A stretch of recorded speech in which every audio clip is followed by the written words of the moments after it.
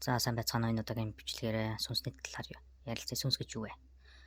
Би нэг сая Grok гэх хиймэл аюуханаас асуулаа.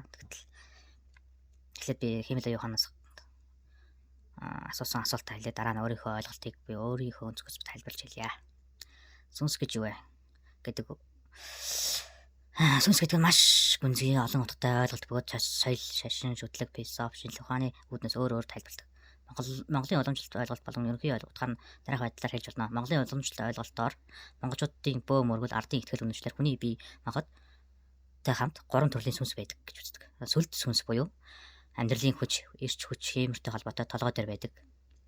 Амин сүнс буюу амин сүнс нь амьсгал зүрхний сохилтой холбоотой биеийн амьдралын үндэс болсон сүнс.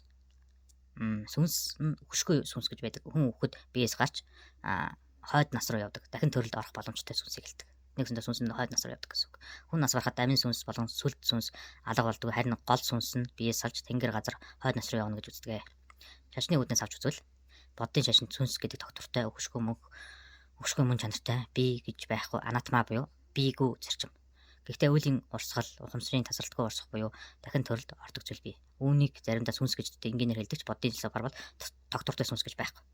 Христийн шашинд болохоор сүнс гэдэг бурхны бүтээсэн хөшгөн хүний мөн чанар бөгөөд биеэс салж тэнгэр там цагаатгал руу явдаг.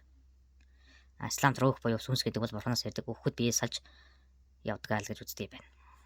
Философи шинжлэх ухааны үүднээс хэлэхэд материалист буюу яг шинжлэх ухааны үүднээс хэлбэл ихэнх орчин үеийн шинжлэх ухаанд сүнс гэдэг зүйл байхгүй. Хүн бол зөвхөн бие махбод нэмхэн тархины үйл ажиллагаа ухамсар гэдэг тархины цахилгаан химийн үйл явц юм аа гэдэг.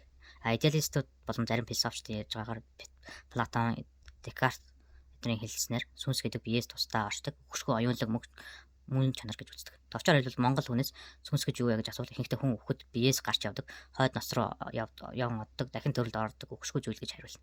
Эцэст нь сүнс гэдэг бол итгэл үнэмшил, соёл, шашнаас хамааран маш нууцлаг маргаантай ойлголт юм. Шинжлэх ухааны батлагдаагүй ч дэлхийн ихэнх соёлд байдаг нийтлэг итгэл үнэмшил юм аа. Тэгэхээр Монголын бөө мөргөл сүнсний талаар юу гэж хэлсэн байдаг вэ гэхээр хүний 3 гол сүнс гэж байдаг. Сүлд сүнс буюу байрлал, толгой дээрээс дээш орой дээр сүлд гэдэг галын төлшиг байдаг гэж үздэг бол үүрэг нь хиймэр ач эрч хүч ацимор дайн байлдаанд ялах хүч удирдах чадвар. Тэр сүлд сүнс солрвол хүн азгүй зүтгэхгүй өвчин тусдаг урагцсан мэт сүлдэд сууна. Сүлдийг сэргэх, сүлд хураах, сүлдийг өргөж зан үйл хийж, цагаан мар унуулж, цагаан идэ өргөх, галын сүлдийг дуудаж гэх мэт юм зан үйл хийдэг байна. За амин сүнс нь байрлал зүрхэнд байдаг амьсгал зүрхний цогцолтой салшгүй холбоотой. Үүрэг нь биеийг амьд байлгах гол хүч. Хэрвээ амин сүнс тасарвал хүн ухаан алдаж, комд орж, өвлийн ирмэг дээр толно. Зарим бөө нар амин сүнс гэдгийг хоёр хувадаг. Зүрхний амин сүнс, элгэний амин сүнс гэж. Элэг цаарвал амин сүнс гэдэг гэж татна гэдэг. Гэж байна. Элэг цаарвал амин сүнс ер нь тасарч алдна л гэж хэлж байгаа юм шиг байна. Сүнсийн хойдын сүнс, өгшгүй сүнс, биеэс гардаг сүнс гэж нэрлэдэг юм байна. Байрлал нь бүх биеэр тархсан байдаг ч яг гол байр нь хүний сүнсний орон гэдэг газар хүний хоёр хүмсний гол 3 дахь нүдний байрлал байдаг гэж үздэг байна. Үүрэг нь болохоор хүн өгөхөд энэ сүнс нь биеэс гарч хойд нас руу явна. Энэ сүнс дахин төрөлд орно. Өг дээдсийн сүнс болон зарим тохиолдолд газар шороо байгалийн сүнстэй нийлдэг гэсэн. Нэгсэндээ савдаг гэж нэрлэдэг аж байна тийм үү. Хүн нас барахад юу болдог вэ гэхээр бөөгийн талаасаа эхлэхэд хүний сүнс гарч ихэвчлэн оройгоор эсвэл хөлийн улнаас гэдэг хоёр үзэл бий. Амин сүнс, сүлд сүнс хоёр бие дүлддэг ч хүн байхгүй болоход тэрнээс алга болдог гэж үзэж байгаа. Хүн байхгүй болоход алга болдог гэж үзэж байгаа юм л да.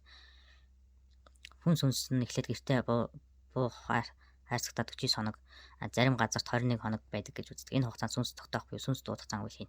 Дараа нь сүнс тэнгэр рүү буюу эсвэл газар шорооны эзэд эсвэл онгод тэнгэрүүдийн дунд очино. Зарим сүнс нь хар сүнс болж хоцордог.